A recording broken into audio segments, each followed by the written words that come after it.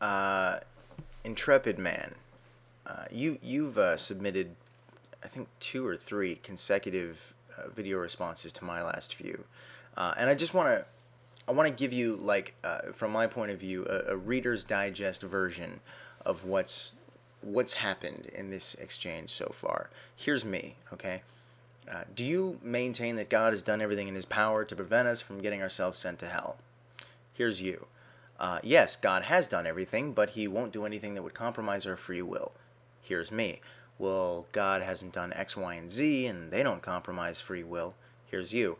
Yeah, but God knows even if He does X, Y, and Z, people would still rebel, so He doesn't bother.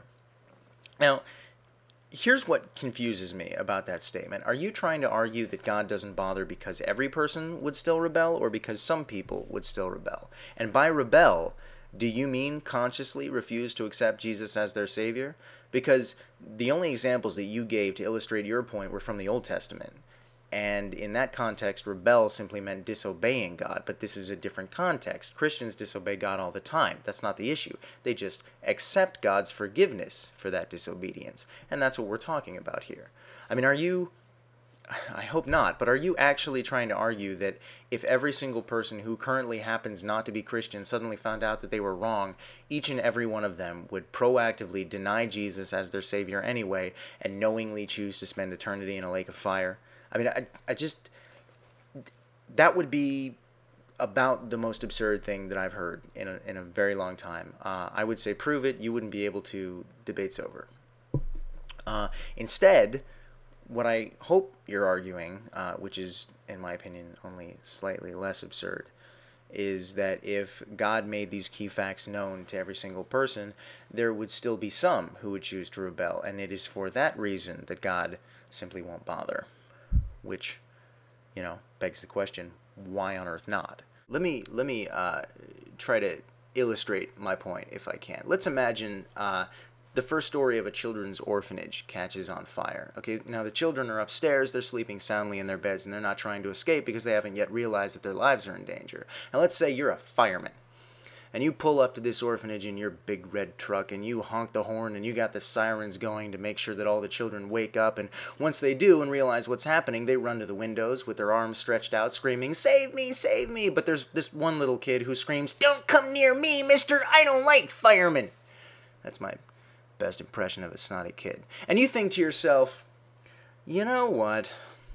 Why am I wasting my time? I mean, I drove all the way down here, I honked my horn, I turned on the siren, I made it perfectly clear to them that they were in danger of burning alive, and still, one of those little bastards doesn't want to be saved. Ugh, totally not worth it. I'm going home.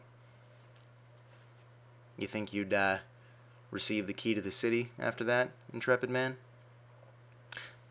Here's my point. There are good, ethical, loving people in the world that have no problem with God. No desire to rebel, no need to piss off an almighty father figure. They just don't know that the claims of your particular religion are actually true. And I would be a good example of this. And what you seem to be arguing is that God refuses to provide those people with the knowledge necessary to save themselves, all because there are other people in the world which might rebel anyway? Are you kidding? You don't find a problem with that? I mean, I'm going to close with this. At one point in your video, you used an analogy, which I found ironic. And I found it ironic because it supports my point far better than it supports yours. Here's what you said. You said, it would make no difference if I offered you $100 for your brand new BMW or $110. The $10 doesn't make a difference. You're not going to sell me the car either way. You're right. You're right. I wouldn't sell you the car either way. $110 wouldn't convince me because it's a freaking BMW, and BMWs are worth way more than that. Now, anything over, you know, $50,000, that would certainly do the trick. But if this guy purchasing my car in this scenario is supposed to be analogous to the almighty, all-powerful creator of the universe, I think it'd be appropriate that he'd have an infinite amount of cash in his back pocket. And do you know what percent of infinity 110 is? Roughly 0. I mean, single-handedly, your analogy just demonstrated that God uses 0% of his assets and his resources to get us saved. I mean, it's It's almost as if God doesn't even exist.